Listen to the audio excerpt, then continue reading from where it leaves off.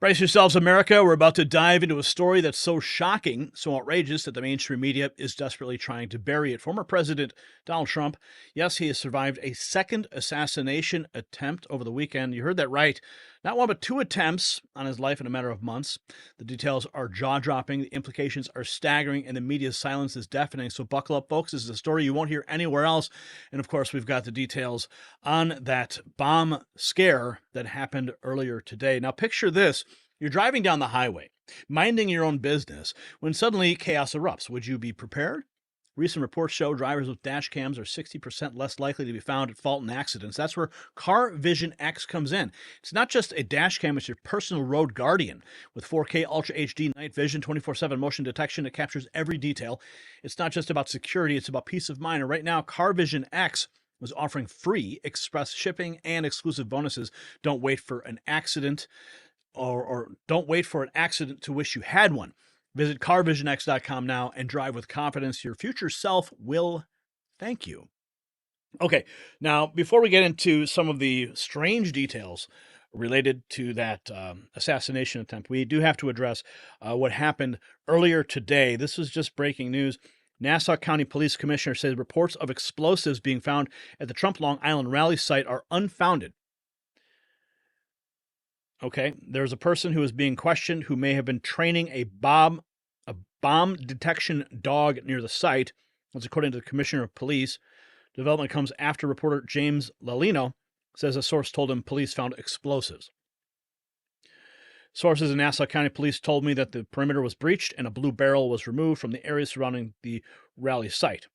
During their checks, they found an explosive device in one of the vehicles. The driver ended up running into the woods. No one saw if he had anything on him. They just saw him take off running. A lot of cars parking. They're lining up Hempstead Turnpike, just parking on the grass. Even over at Eisenhower Park, they're just parking over there. So, again, the tensions are so high right now with this election. 2 assassination attempts. And everybody is on edge. So it's no surprise that the reaction today on this bomb scare is the way it is.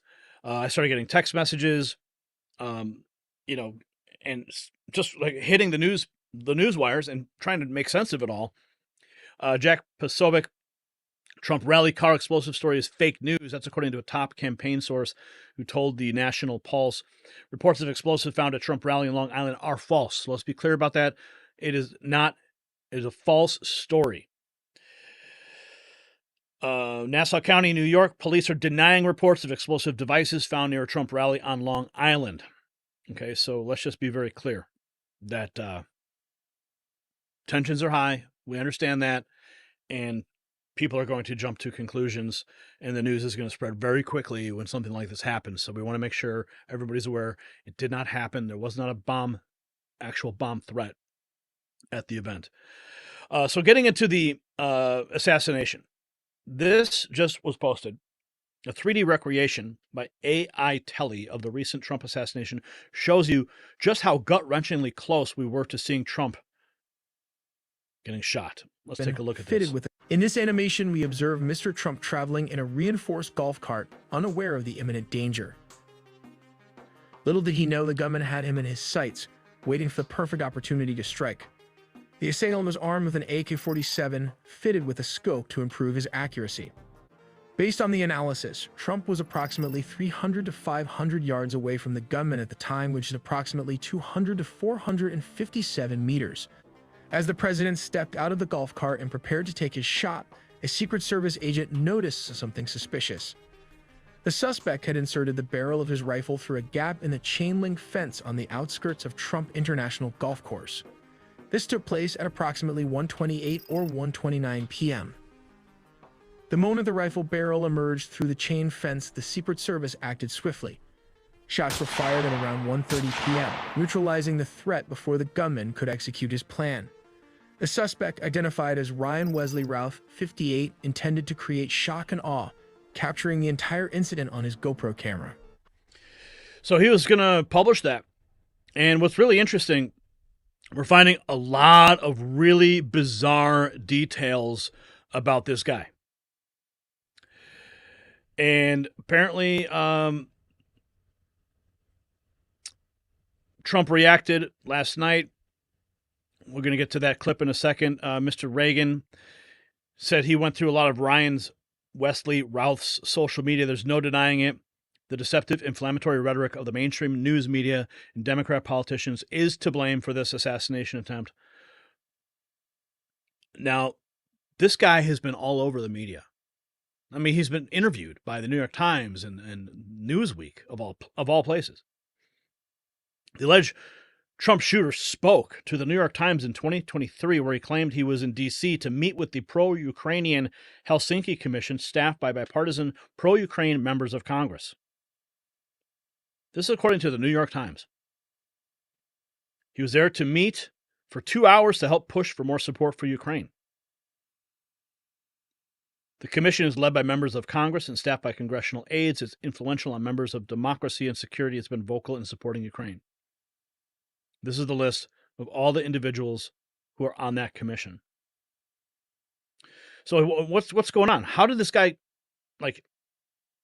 what's his connection to this intelligence apparatus?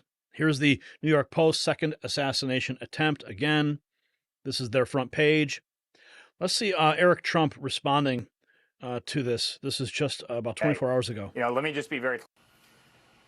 Well, Sean, my reaction is it feels like deja vu. It feels like 5 weeks ago you and I are having the exact same conversations we're having today. Let me just be very clear. They are trying to kill the man. They are trying to kill my father. They are trying to kill the 45th president of the United States. That man right there, that man is a hero to so many Americans. This is a guy who saved this country. This is a guy who spent the last decade fighting tooth and nail under the most unthinkable attacks to save the country, against his own comfort, against his own family's interest, against his business issue. They tried to take him down. They tried to throw him in jail. They tried to bankrupt him. They tried to separate his family. They tried to take him off the ballot and subvert democracy in this country. They've done everything they could. They tried to impeach him. They took down his friends. They did everything. Yet that man right there is still fighting. And I expect him to be protected. I expect him to be safe. This country expects to have democracy. And then I get to hear Kamala Harris at a debate say that man right there, who's the most brave person I've ever met, is a threat to democracy.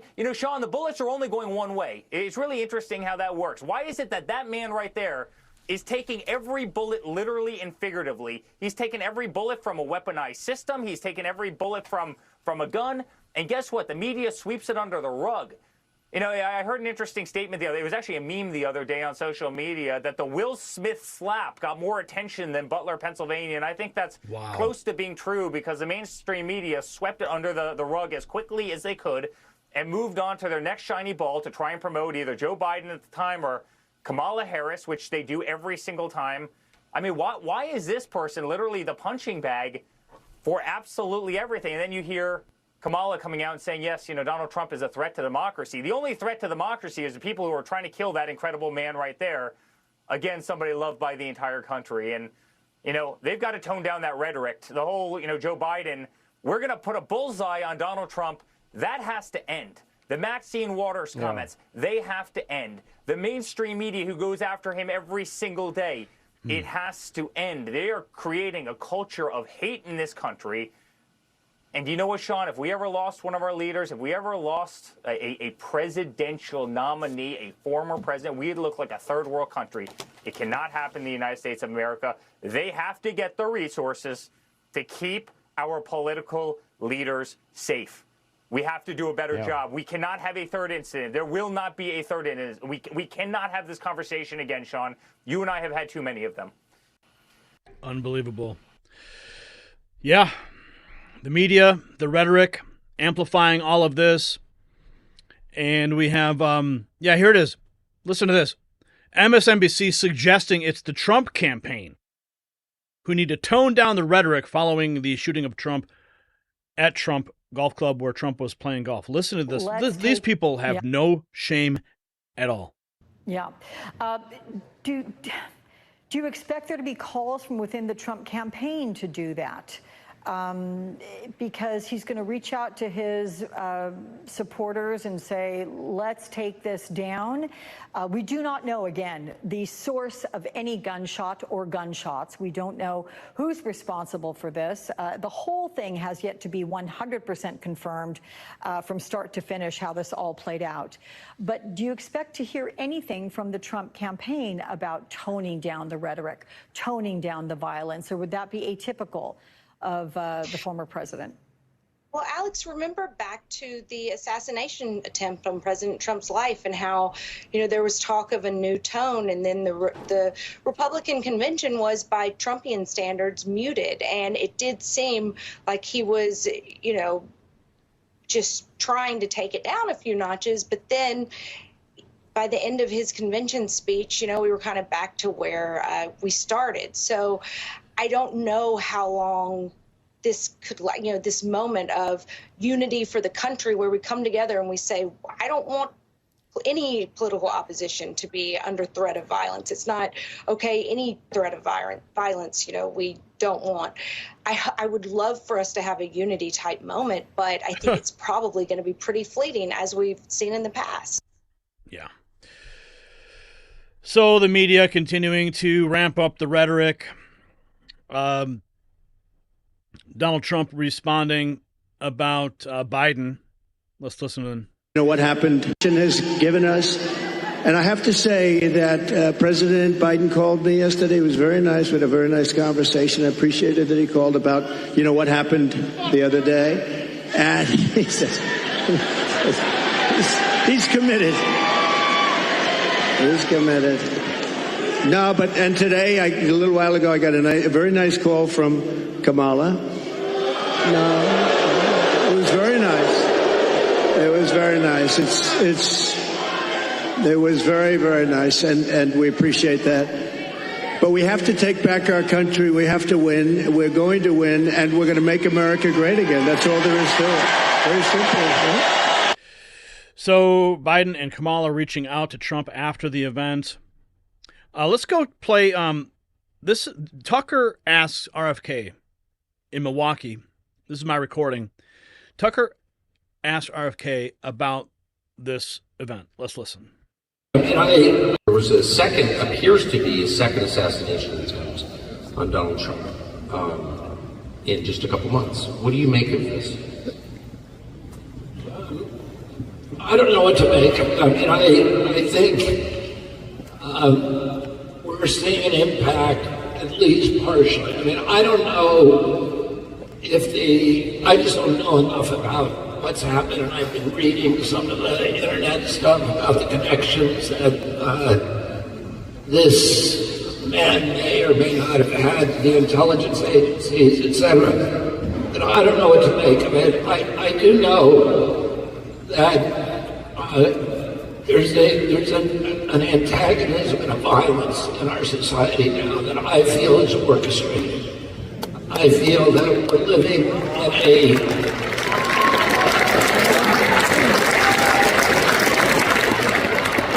you remember a couple of years ago when they had the Occupy Wall Street movement, and they were trying to frame this debate as the 99% against the 1%. And I feel like since then, we've all been turned against each other, where it's 50% against 50%. And when the king and queen go out on the balustrades of their castle, and they look out across their people, and they're all fighting each other, they go back to the banquet hall and they pop champagne corks because they know nobody's coming over the wall against them. And boy, that's true. And I think, so many of I announced my campaign almost 18 months ago. And what I said at that point is I'm not going to feed into the vitriol and the anger and the name calling, the demonization of my opponents. I'm going to be civil to all of them. And I'm going to try to identify values that all of Americans have in common. rather than focusing on these smaller issues that are used, the kind of cultural issues that are used to keep us all at each other's throats. Because I've watched what's happening in this country, and there's all these systems that have been put in place to shift wealth and power upwards, to clamp down totalitarian controls on the rest of us. And they all kind of culminated during COVID, where we saw all of our 3.3 million businesses shut down with no due process, no just compensation. $4.3 trillion shifted from the American middle class to this new oligarchy that of billionaires we created during 500 days. 500 new billionaires were created in 500 days of lockdown. And the American middle class has essentially been obliterated in this country. And I think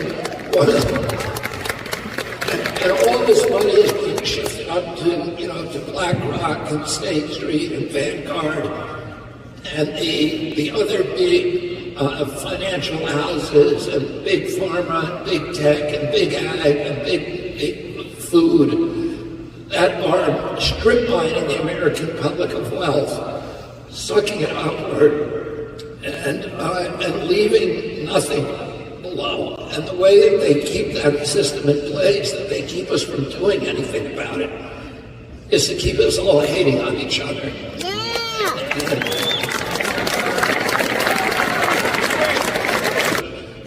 I think the anger that we have at each other also turns into violence. And, when my uncle was running for president, when my uncle was president in 1963, there was a tremendous anger that was coming out of the civil rights movement and other things that he was doing, shutting down the war against Castro, the war against Russia. There was tremendous anger and poison. When he landed in Dallas on November 22nd, there was a full-page ad in the big newspaper in Dallas saying, "Wanted dead or alive," and there was a picture of my uncle on it, and there were posters all over the street that day. There was a second appears. There's RFK. And again, go to my X account, see the full uncensored version. Very important message that he presented there about the way the media presented his uncle, JFK, and similar rhetoric that we're seeing today. Here's President Trump. This is his account of what happened. This is the second assassination attempt in 2 months. I would imagine the average person could be pretty shaken up by that. Tell us what happened. How are you doing? And I have a few other follow-up questions as it relates to this. Well, I'm doing fine. It was Sunday, and just very briefly, because I think most people have heard it, I want to start talking about the borders and the economy and inflation and all of the things we want to talk about. But it was on a golf course, Trump International in West Palm, and we heard shots ring out around the fifth hole or so. We heard shots ring out, and they were pretty obviously shots, but the Secret Service said they were definitely shots. And it turned out to be the Secret Service agent who had caught somebody a couple of holes in advance and caught him by the fence, which protects the property. He was on the other side of the fence. He saw a gun barrel hanging outside of the fence, which is pretty amazing. That's a great job. Did really a great job. Frankly, I think the Secret Service did a great job. And they got me out of there quickly. And they then went after him, and they were lucky enough to have somebody that took the license plate, which was genius. And they nabbed him on the highway. But it was another day. It was very interesting. We want to get to business. We want to get to the business of running the country. Our country has never done this badly, Sean. We're like a laughing stock all over the world, and we have to get back to running the border properly. What's happening in Ohio, Colorado, and every other state is just crazy. It's like a takeover of our country by people that are coming in, and they're coming in with guns, or they're getting guns after they get in. They have the most powerful weapons you can have. Apparently he was golfing with Hannity at the time. So it's ironic that you would have Hannity interviewing him. Hannity was right there when it all happened. Here is this clip's going viral. Fox News' Peter Doocy roasting Karine Jean-Pierre for her and the White House continued violent rhetoric, and KGP wasn't happy. Word to 2 days since somebody allegedly tried to kill Donald Trump again. And you're here at the podium in the White House briefing room calling him a threat. How many more assassination attempts on Donald Trump until the president and the vice president and you pick a different word to describe Trump other than threat? Peter, if anything from this administration, I actually completely disagree with the premise of your question. Wow. The question that you're asking, it is also incredibly dangerous in the way really? that you're asking it, because American people are watching. And to say that from an administration who has consistently condemned political violence, from an administration where the president called the former president and was thankful, grateful that he was okay, from an administration who has called out January 6th, called out the attack of Paul Pelosi, called out and said we need to lower the temperature after the Butler incident, and now for you to make that kind of comment in your question, because your question involved a comment and a statement. And, it is, that is also incredibly dangerous. When 2 days. So when you have the White House press secretary using language like that, his question is absolutely valid, because it's lunatics who hear that and they go, yeah, we need to act on this threat, and they take action.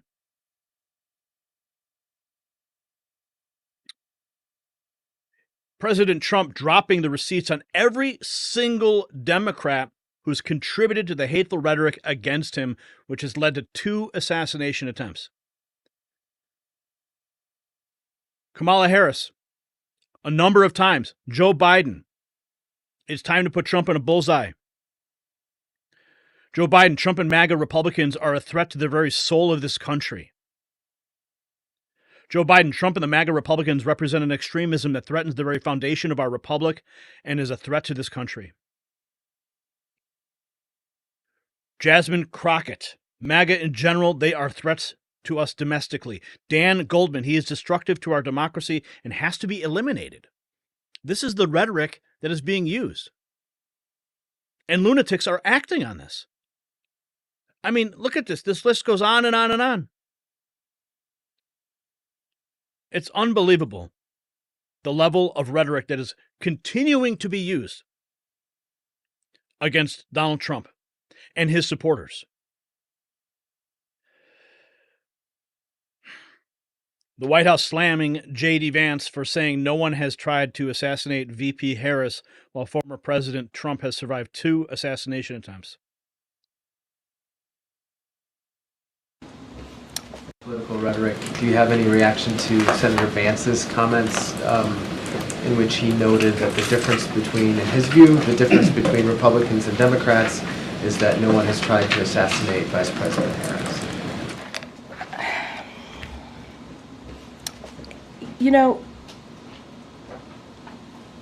Again, got to be mindful. Obviously, he's a candidate. But when you are a national leader, and you have a community that looks up to your leadership, and you have a job where you're supposed to make people's lives better, where you're supposed to do the thing that is right on behalf, not just the American people, but on behalf of this country, people entrust in you to do just that, entrust in you to make decisions that's going to move this country forward, to make it the great country that it is. And when you have that type of language out there, it's dangerous. It's dangerous. Hilarious. Because people look up to that particular national leader. I mean, she might as well be talking about herself and all the Democrats we just mentioned here, right? They're the ones using this violent rhetoric and to try to condemn J.D. Vance. Please. Listen to you when you are a national leader. And when you make comments like that, all it does is create or opens an opportunity for people to listen to you and potentially take you very seriously. And that's exactly what these lunatics are doing. It's exactly what these lunatics are doing. Here is the actual, here's a picture of the Ryan Wesley Ralph, who appeared in a Ukrainian propaganda video. And you know what's odd is that this guy here was also in a BlackRock video. Just like Crooks, the butler assassin, he was in a BlackRock video. I mean, what are the chances of that? The rhetoric, Washington Times, the rhetoric is causing me to be shot at when I'm the one who's going to save the country. They're the ones that are destroying the country, both from inside and out. Florida Governor Ron DeSantis has initiated state-level investigation into the assassination attempt. This decision comes from DeSantis' stated distrust in federal agencies. Well, no doubt. Mike Engelman, Democrats are going on cable news networks daily advocating violence against Trump, the message to another deranged copycat lunatic.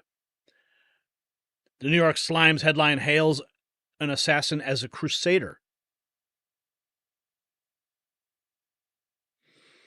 President Trump's round of golf was not on any public schedule, so how did the suspect know President Trump was golfing there near the fifth hole? A lot of people are alleging that this was an inside job, especially with the alleged shooter's connections to Ukraine, connections to Congress. If this was another potential assassin who returned to the White House, but this event was not on any kind of public schedule, so it's not clear how this alleged lone gunman knew the former president would be playing golf today, and also at what time. We heard the president was on the fifth hole on the front nine at Trump International. How did this lone gunman know? Perhaps he followed the motorcade. Of course, when the former president travels, he travels in a motorcade. He has Secret Service protection. But that is one of the things. If this was another potential assassin, how he had this information about where former President Trump was playing golf. Of course, he owns numerous golf courses in the state of Florida, Doral in the Miami area. But, of course, Trump International is the closest to Mar-a-Lago and Palm Beach, where he resides. That is one of the big questions we hope to hear in this press conference coming up shortly, Eric. Yeah, and, even if you don't know exactly what his schedule is, if you're a local, you know that the former president plays golf. You can obviously see a police and a Secret Service presence. You can see the motorcade, and you know when that is happening. And we see a motorcade right now going over the bridge from Palm Beach over the bridge over to West Palm Beach.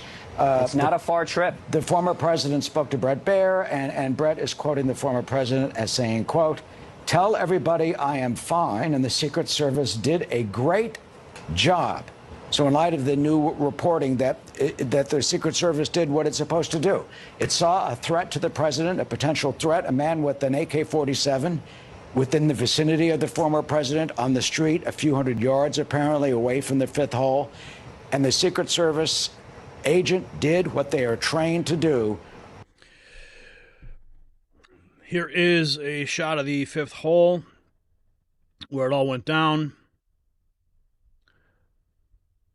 where the alleged assassin waited. They say he waited for approximately 12 hours to get that opportunity. Donald Trump writing on X, "I want to thank everyone for your concern and well wishes. It was certainly an interesting day. Most importantly, I want to thank U.S. Secret Service, Sheriff Rick Bradshaw, and his Office of Brave and Dedicated Patriots."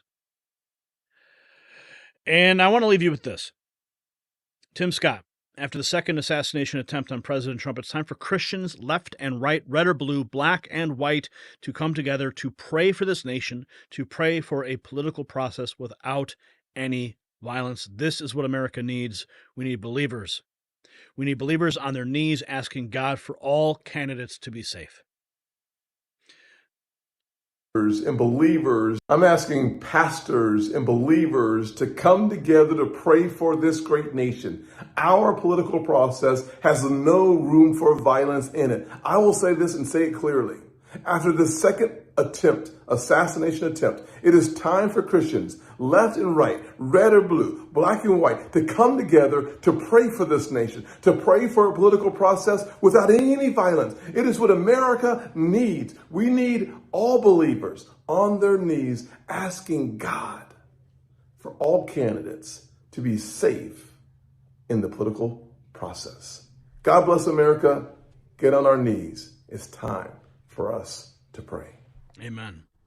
So, ladies and gentlemen, what we have just uncovered about this assassination attempt is just the tip of the iceberg. The questions it raises, the connections it reveals, is enough to make your head spin. But here's the bottom line. This is not just about Trump. It is about the state of our nation, the integrity of our institutions, and the future of our republic. So stay vigilant, America. The truth is out there, and we are going to find it.